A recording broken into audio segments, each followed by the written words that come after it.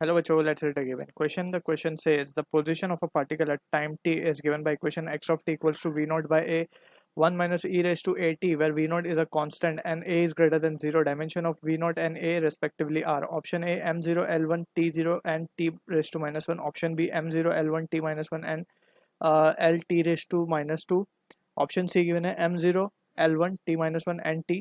Option D given है m0 l1 t minus 1 and t minus 1. तो इस question का जो की कॉन्सेप्ट है, that is the concept of dimensional analysis.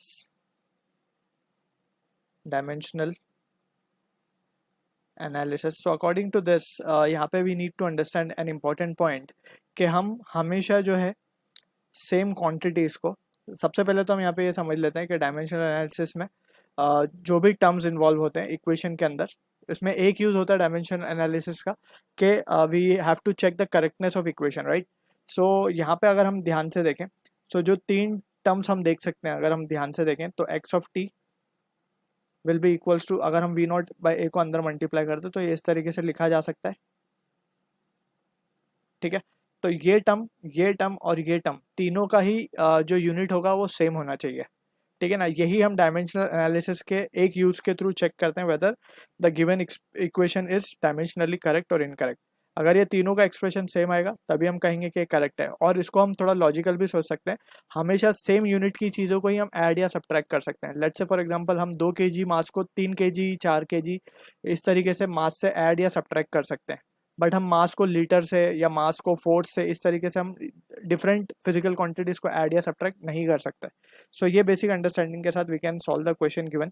सो यहाँ से हमें ये चीज़ समझ में आए, ये एक्स है क्योंकि ये पोजिशन है, तो पोजिशन का जो डायमेंशन होगा वो एल होगा, तो इसका भी डायमेंशन एल होना चाहिए, इसका डायमेंशन भी एल होना चाहिए। We are not writing m0 t0, right, just हमने एल एल लिख दिया, तीनों का ये एल एल होना चाहिए if the equation is correct.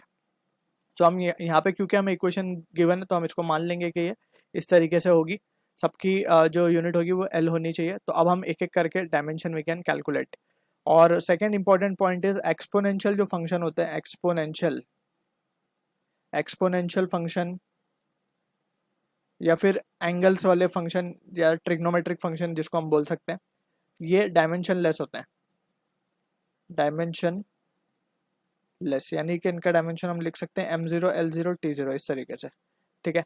तो अब हम यहाँ पे देख सकते हैं कि जो डायमेंशन वी नॉट अपॉन, हमें दोनों का डायमेंशन चेक करना है, तो सबसे पहले हम ये देख सकते हैं कि a इंटू टी जो एक्सपोनेंशियल फंक्शन है हमारा ए टी, इसका डायमेंशन क्या होना चाहिए m0 l0 t0, ठीक है।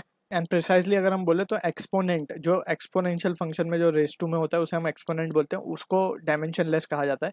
सो यहाँ पे m0 l0 t0, सो यहाँ से हम t जो हमें गिवन है वो तो टाइम गिवन है, फंक्शन ऑफ टाइम बोला गया, तो a का डायमेंशन क्या आ जाएगा, it will be m0 l0 t minus 1। सो हम देख सकते हैं और जैसे इसको सिंपली हम लिख सकते हैं t माइनस 1।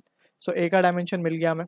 अब a का डायमेंशन मिल गया तो हम ये जो सेकेंड वाला पार्ट है हम उससे निकाल सकते हैं v नॉट का dimension. So we can say therefore V naught upon A, इसका डायमेंशन क्या होना चाहिए, एल के बराबर होना चाहिए जैसे हमने देखा, और ए का डायमेंशन तो हमें मिल ही चुका है। सो वी नॉट का डायमेंशन क्या आ जाएगा, एल टी माइनस 1, ठीक है ना। या फिर m0 भी लगा सकते हैं इसके आगे, m0 l1 t minus 1। So this is the dimension of V naught V are getting, जो कि मैच हो रहा है हमारा ऑप्शन नंबर डी के साथ। So I hope you understood the solution. All the best.